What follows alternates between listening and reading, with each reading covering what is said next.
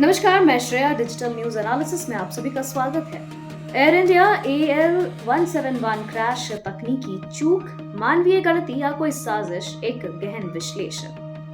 12 जून 2025 को air India की flight AL171 का क्रैश भारतीय विमानन इतिहास की सबसे दर्दनाक घटनाओं में से एक बन गया है। अहमदाबाद से लंदन के गैटविक एयरपोर्ट के लिए उड़ान भरते ही विमान कुछ ही सेकंड में दुर्घटनाग्रस्त हो गया, जिनमें 270 लोगों की जान चली गई। अब एक महीने बाद विमान दुर्घटना जांच ब्यूरो की शुरुआती रिपोर्ट सामने आई है, जो इस भयावह हादसा के कई रहस्यमयी पहलुओं से पर्दा उठाती है। हादसे की मुख्य वजह बताई गई उड़ान के 36 सेकंड में बंद हुए दोनों इंजन। रिपोर्ट के अनुसार विमान ने दोपहर 1:38 पर टेक ऑफ किया और महज 36 सेकंड बाद ही इसके दोनों इंजन बंद हो गए। यह स्थिति सामान्य नहीं मानी जाती, क्योंकि टेक ऑफ के दौरान इंजन की अधिकतम शक्ति की आवश्यकता होती है। जब फ्लाइट ने 180 नॉट्स की गति पकड़ ली थी, उस समय फ्यूल कंट्रोल स्विच अपने आप रन से कट ऑफ मोड में चले गए, जिससे ईंधन की आपूर्ति रुक गई और इंजन बंद हो गया। कॉकपिट की बातचीत ने बढ़ाई रहस्य के पर्दे। AAIB द्वारा प्राप्त कॉकपिट वॉइस रिकॉर्डर में मुख्य पायलट कैप्टन सुमित सभरवाल और को पायलट क्लाइव कुंदर की बातचीत ने यह साफ कर दिया कि दोनों पायलट भी इंजन बंद होने से हैरान थे। कैप्टन ने को पायलट से पूछा, तुमने फ्यूल क्यों बंद किया? जिसका जवाब था, मैंने नहीं किया। यह बातचीत साफ तौर पर यह दर्शाती है कि यह कोई जानबूझकर की गई हरकत नहीं थी और पायलट भी इसकी चपेट में अनजाने में आ गए।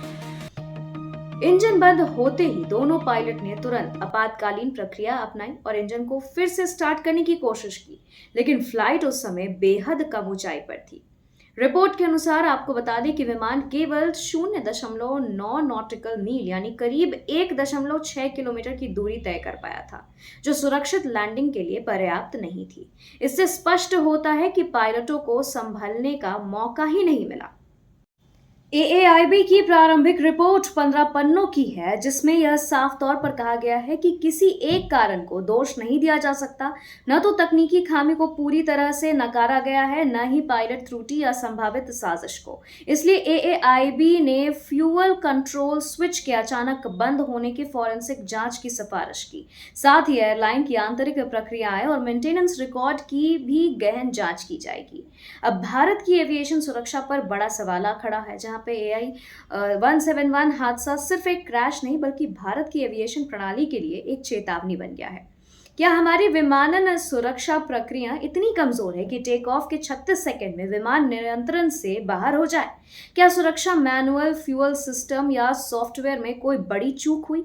इस हादसे ने देश की नागरिक विमानन प्रणाली की गुणवत्ता, पायलट ट्रेनिंग और तकनीकी निगरानी पर गहरे सवाल खड़े कर दिए हैं। AAIB की अंतिम रिपोर्ट का इंतजार अब सबको है, लेकिन शुरुआती निष्कर्ष यह स्पष्ट करते हैं कि यह एक साधारण तकनीकी गड़बड़ी नहीं, बल्कि एक गहरी और जटिल समस्या हो सकती है। यह हादसा भविष्य की उड़ानों के लिए एक सीख बनेगा या सिर्फ एक आंकड़ा बनकर रह जाएगा, इस बात पर निर्भर करता है कि क्या सरकार, एयरलाइंस और नियामक एजेंसियां इसे गंभीरता से लेकर सुधारात्मक कदम उठाते हैं या नहीं।